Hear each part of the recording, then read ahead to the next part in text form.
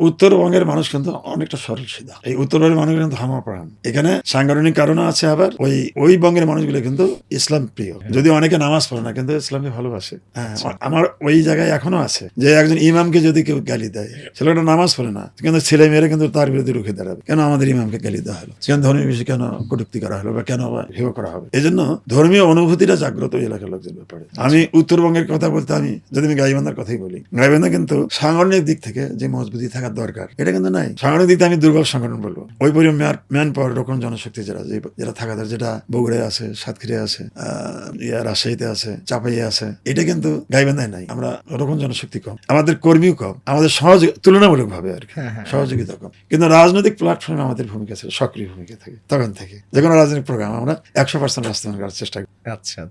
1992 সালে অনেক চড়াই উতরে গেছে, আমাদের বিরুদ্ধে প্রোগ্রাম করতে দেবে না, সভা করতে দেবে না, নিজামী প্রোগ্রাম। হ্যাঁ, মুক্তিযোদ্ধাদের সেখানে ছিল, প্যান্ডেল ছিল, সেখানে কিন্তু আমরা প্রতিরোধ গড়ে তুলে আমাদের প্রোগ্রামগুলো করছি, রাজনৈতিক প্রোগ্রাম। ইভেন দেখেন কিছুদিন এই যে ফেসিবাদী শেখ হাসিনার সময় আমরা তো রাজপথে বেরোতে পারিনি, 5 জনকে দেখলেই দাবড়াইতো, ঘর থেকে বাড়ি থেকে ধরে নিয়ে যেত, মিছিল মিটিং করতে পারিনি। আমাদের প্রোগ্রামগুলো ছিল একদম গোপনে, সকালে রাত্রে, কুয়াশা ঢাকা সকালে, আমাদের শিশির ভিজা সকালে আমাদের জনশক্তির প্রোগ্রাম করতাম, কোন নিবৃত পল্লীতে কোনো বাড়িতে। আমি যদি বলি, আমার বাড়িটা জেলা অফিস বানাচ্ছিল, আমার বাড়ি গ্রামে, পল্লী গ্রামে বাড়ি, জেলা অফিস ছিল, সারা জেলা থেকে লোক থেকে আমাকে প্রোগ্রাম করতাম, জেলা রকম সম্মান করতাম। শিবিরের কেন্দ্রীয় জেলা সম্মেলন আমার বাসায় হতো, আঙিনা উঠান বড় ছিল, গ্রামের বাড়ি তো বড় বড় প্রোগ্রাম করতাম। কেন্দ্রীয় নেতারা আমার বাসায় যেত প্রোগ্রাম করতে।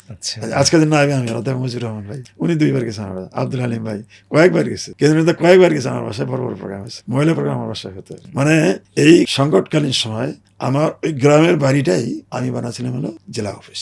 বিভিন্ন লোকখানের লোক যেত। এই পরিবেশ, এই যে পরিবেশটা চারিপাশের প্রথম অঞ্চলে ছড়িয়ে পড়ছে, এবং এর একটা প্রভাব কিন্তু পড়ছে, যার কারণে যেটা ইউনিয়ন চেয়ারম্যানের যে গল্পটা, ওই কারণে কিন্তু আমাকে বিপুল ভোটে চেয়ারম্যান নির্বাচিত করছে। আমার নিকটতম প্রতিদ্বন্দ্বী আমার 3 ভাগের 1 ভাগ ভোট পাইছে। এটা হলো 1911 সালে, 2011 সালে। হ্যাঁ, 2011 সালে, হ্যাঁ, যে ভোটটা হয়েছে 28 জুলাই আমি চেয়ারম্যান হিসেবে শপথ গ্রহণ করি, আমি চেয়ারম্যান দায়িত্ব পালন করি।